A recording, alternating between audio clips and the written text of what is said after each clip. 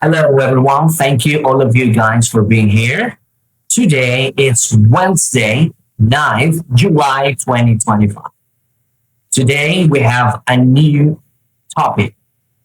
Today, dear students, we are going to learn how to express ourselves in future. As I always says, we have many ways to express English, to express future. But in this module, we are going to practice two different ways. The first one is going to be this, okay? The structure, the going to, okay? And probably tomorrow we're going to practice the other tense, future simple, okay?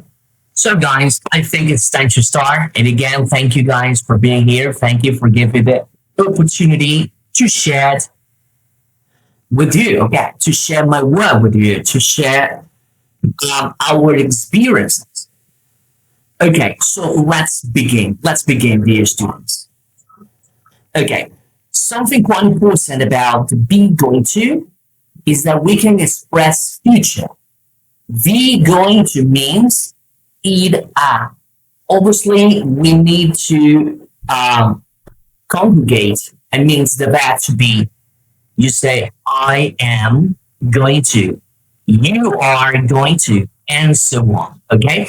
The first thing we need to understand about this structure is the use.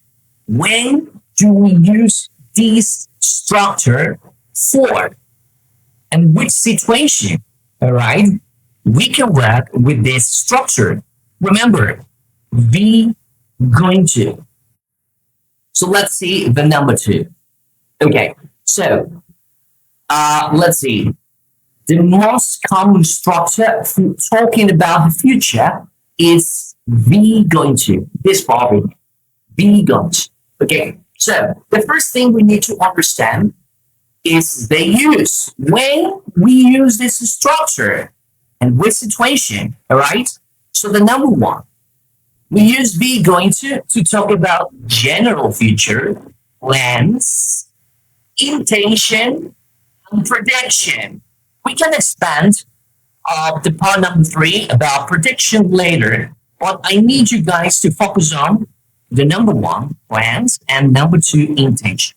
All right, when we're talking about plans and intention, so that means that we have already decided what we're going to do in future. So, for example, probably after this class, I have decided to take a shower. All right. So this is my intention or might be considered a plan. So I can say, I am going to take a shower. All right. So this is a plan or this is an intention. Another example, when we're talking about intention, it is something that we have been thinking of or something that we have been thinking about. So we can say, I am going to have dinner. Yeah, you probably, I don't know, 2 hours ago or 3 hours ago or minutes ago, so you realize that you started feeling something in your stomach, all right? So you said, Jesus Christ, I'm hungry. But for some reason, you can get any food because you are at work or you are working on something quite important. So this is the intention. You say, when I get home, I'm going to have lunch. So this is my intention. Okay, another intention is probably, as I said before, you've been thinking something that you need. So you open up the fridge and then you realize the fridge is almost empty and you need to buy something. So it might be a plan or intention. You say, Jesus Christ, look at this. I don't even have water. So just say, tomorrow I'm going to go shopping. It might be an intention or a plan. Okay. So remember, when we're talking about the plan, it's something this. we're going to see a show tonight. So if we're talking about shows, that's been something that you have thoughts, all right, before this happens. It's probably a concert or like a show and a movie. So you check probably on internet or in the newspaper and you see, oh, look, this schedule. So this movie is on Friday, 5 o'clock. Okay, so this is the plan. On the other hand, we have intention. I'm going to take French next year. Right? This is an intention. It doesn't matter if this intention is, I don't know, far or it's gonna take a long time to carry it out. No problem. Okay? Because it's considered a intention. Okay? So let's continue. Remember, we later expand the last part about prediction. So let's see it. Structure. Okay, in the structure, we have the subject. When we're talking about the subject, remember, it might be person, a place, an animal, even an object. Why not? So we can use the structure be going to remember to express future. Future. So when it comes to say the word be in present, so that means the word be has three different words. Okay, words. Number one, obviously, is the present. It may be is, are, or am, depending on the subject. So look this example. I is the subject. Then it goes to the verb to be. I am. I am. Let's check it out. The number two is that the subject is we. So it goes to the verb to be. Are. We are. We are. I am. Okay. Then the structure going to. I am going to. In the same way, the other example, we are going to. We are going to. You see? We are going to. After the word to, we need a verb in present, or in other words, infinitive. So in this case, we have eat, eat, go, eat, go. So I am going to eat. Or we are going to go. That is the complete structure, but we need something else to complete the idea. In this case, this is called the complement. You see? The complement. I am going to eat dinner with Sandra. Good. Or we are going to go to the party next week.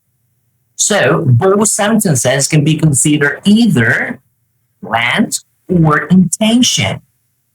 Remember, we use to be going to express future, but this future depends on the circumstances. For example, remember, planned.